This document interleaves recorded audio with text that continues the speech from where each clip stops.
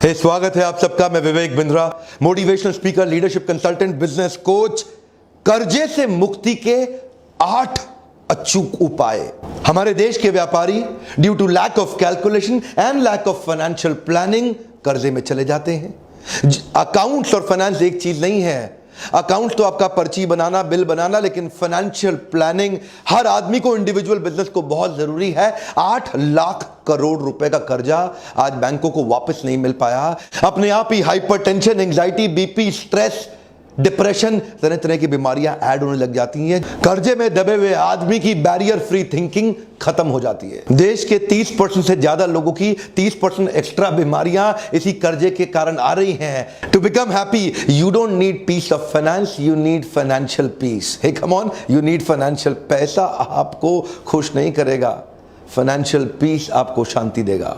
8 क्रांतिकारी उपाय हैं, पूरा वीडियो देखिएगा। आज आपके क्रेडिट कार्ड को या तो जला दो, या जमा दो, या तोड़ दो, खत्म कर दो। आज कुछ शानदार उपाय दूंगा। पहला पॉइंट है, list your debt by interest rate. आप असेंडिंग या डिसेंडिंग ऑर्डर में जितने भी तरह के आपके कर्जे हैं, चाहे वो पर्सनल लोन का है, होम लोन का है, अनसिक्योर्ड लोन का है, कार लोन का है, एजुकेशन लोन, सबको इंटरेस्ट रेट के हिसाब से सीक्वेंस में लिख लें। जिसका इंटरेस्ट सबसे ज्यादा है उसको सबसे पहले खत्म करें। सब में बराबर बराबर ईएमआई नहीं देने का ध्यान दीजिए। आप लोग यही गलती करते हैं। सबकी ईएमआई चल रही है, सबकी ईएमआई जा रही है। ना ना ना ना, बाकियों को मिनिमम पेमेंट पे रखिए। जिनका इंटरेस्ट रेट ज्यादा है ना, उन पे हमला बोल दीजिए, अटैक करिए, उसको जड़ से उखाड़ के तुरंत खत्म कर दीजिए। जरा देखते हैं किसका इंटरेस्ट रेट कैसा है। होम लोन सबसे कम इंटरेस्ट पे मिल रहा है, 8.3% पर एनम। कार लोन 9% पे मिल जाता है, एजुकेशन लोन 10% पे, पर्सनल लोन अमूमन 12% के आसपास, अनसिक्योर्ड लोन में लगभग 20% का रेट ऑफ इंटरेस्ट है। और क्रेडिट कार्ड तो बना ही आपको बर्बाद करने के लिए है। एवरेज 32% या उससे ज्यादा इंटरेस्ट रेट आता है क्रेडिट कार्ड का। सिंपल मुद्दा है, सबसे महंगे वाले को सबसे पहले खत्म करो, बाकियों का मिनिमम पेमेंट के साथ उनको मेंटेन कर लो। दूसरा पॉइंट, शायद ही किसी को इसकी ठीक से जानकारी हो, पे इंक्रीमेंटल गेन एक्सपोनेंशियल। कमाल की बात है। सीक्वेंस आपने लिख लिया ना, अब करना कैसे समझिए ध्यान से। तो सबसे महंगा है, उस पे बढ़ा बढ़ा के ईएमआई पे करना शुरू कर दिए शुरुआत से ही। और जो गेन होगा सेम प्रोपोर्शन में नहीं, एक्सपोनेंशियल गेन होता है। जरा एक टेबल को समझते हैं। हम लेंगे 3 सिनेरियोस का टेबल, सिनेरियो 1, 2 और 3। इन तीनों का मैं कैलकुलेशन आपको क्विकली समझाता हूं। अगर आपका मंथली ईएमआई 5000 रुपया है और 41 महीने का पेमेंट प्लान है, इसमें आपका टोटल पैसा 41 महीना मल्टीप्लाइड बाय 5000 रुपया, 2,05,000 रुपया लग जाएगा। पर सिनेरियो 2 में अगर आप इस पेमेंट को डबल कर देते हैं, यानी कि 5 की जगह 10,000 रुपये महीना पे करना शुरू कर देते हैं, अब आपको 41 महीने, अगर 5 से 10 किया तो 41 का हाफ होना चाहिए था, नहीं हुआ, वो 13 ही महीने रह गया। यानी कि पेमेंट अगर आपने 2 गुना किया, बेनिफिट आपको 3 गुना मिला है। दूसरी तरफ एक और ले लेते हैं, 5 की जगह 10 तो हमने ले लिया, लेकिन अगर आपने सीधा 20,000 रुपया महीना पे करना शुरू कर दिया, यानी कि पेमेंट आपने 4 गुना किया, लेकिन रिडक्शन इन टाइम टेकन आपको 7 गुना मिल जाएगा। यानी कि अब आपका पूरा पेमेंट 6 महीने में ही खत्म हो जाएगा। सरल सी बात है, डबल पेमेंट किया 3 गुना फायदा, और अगर 4 टाइम्स पेमेंट किया 7 गुना फायदा। तो जितना हो सके जंप कर करके इंक्रीमेंटल पेमेंट करिए, एक्सपोनेंशियल फायदा उठाइए। तीसरा पॉइंट है, sell unnecessary items for at least 2 to 4 EMIs। Warren Buffett कहते हैं, if you buy things that you don't need, you will have to sell things that you need. पर अमूमन फिर भी आप देखिए, घर में बहुत सारा ऐसा सामान आपके पड़ा हुआ है, झांक के देखिएगा ध्यान से इधर उधर। अभी के अभी वीडियो के बाद सिंपल क्राइटेरिया, अगर कोई चीज 1 साल से ज्यादा आपने इस्तेमाल नहीं करी, चांसेस हैं वो यूजलेस है और आपके लिए एक डेप्रिशिएटिंग एसेट बना हुआ है। थोड़ा अपने घर में झांक के देखिए। मैं कुछ एग्जांपल्स देता हूं आपको। काफी सारा अननेसेसरी फर्नीचर या ओल्ड मोबाइल फोन्स हो सकते हैं, इलेक्ट्रॉनिक अप्लायंसेस जैसे टीवी, माइक्रोवेव, हीटर, कई बैग्स भी हो सकते हैं खूबसूरत, लेकिन अब आप इस्तेमाल नहीं करते, थोड़े पुराने हो गए। कुछ कंप्यूटर लैपटॉप्स हो सकते हैं, washing machine, camera, cycle, books, musical instrument, sports equipment, apparels. अब थोड़ी टाइम लगता है, OLX पे बेच दे, क्विकर पे बेच दे, दुनिया भर की ऐड आ रही है। कम से कम 4-5 EMI आप ऐसे ही निकाल लेंगे उन चीज़ों को बेच के जो कचरे की तरह डेप्रिशिएटिंग एसेट बन के आपके घर में पड़ी हुई है। मेरा चौथा पॉइंट है टेम्पररी डाउनसाइजिंग। बुद्धिमान आदमी अप्रिशिएटिंग एसेट खरीदता है और कम बुद्धि का व्यक्ति या तो डेप्रिशिएटिंग एसेट खरीदेगा या लायबिलिटी खरीदेगा या अननेसेसरी ऑब्जेक्ट्स खरीदेगा। डाउनसाइज योरसेल्फ टेम्पररीली। एटलीस्ट कुछ ऐसी चीजों को फटाफट इवैल्यूएट करिए। कुछ 3-4 चीजें क्विकली बताता हूं। पहला, अपने ग्रेटिफिकेशन एक्सपेंसेस को इवैल्यूएट करिए, डाइन आउट एक्सपेंसेस को इवैल्यूएट करिए, एंटरटेनमेंट एक्सपेंसेस को इवैल्यूएट करिए, unnecessary monthly subscription services, depreciating asset या नॉन वैल्यू एडिंग ऑब्जेक्ट्स।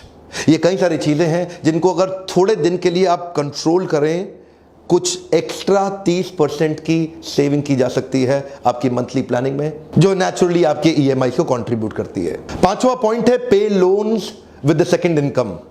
कई बार हस्बैंड वाइफ घर में दोनों काम कर रहे होते हैं, तो एक की सैलरी से घर चलना चाहिए और सेविंग होना चाहिए, दूसरे की सैलरी केवल लोन्स पे ऑफ करने में पूरी तरह डेडिकेट हो जानी चाहिए। जब आपको पता है कि वो सैलरी अवेलेबल ही नहीं है, आप लोन्स को ज्यादा अच्छा मैनेज कर पाएंगे। और दूसरा उपाय हो सकता है, केवल एक अर्निंग मेंबर हो घर में, वाइफ ना काम करती हो, उस केस के अंदर अपने लिए एडिशनल इनकम की प्लानिंग आप कर सकते हैं। कई बार एडिशनल इनकम सुनने में अटपटा या मुश्किल लगता है, ऐसा नहीं है। मैं आपको कुछ आइडियाज देता हूं। आप फ्रीलांस फोटोग्राफी कर सकते हैं, कंटेंट राइटिंग कर सकते हैं, टीचिंग कर सकते हैं, LIC एजेंट बन सकते हैं, multi level marketing executive leader बन सकते हैं, डेटा एंट्री, टेलीकॉलिंग या इंडस्ट्री स्पेसिफिक कंसल्टिंग।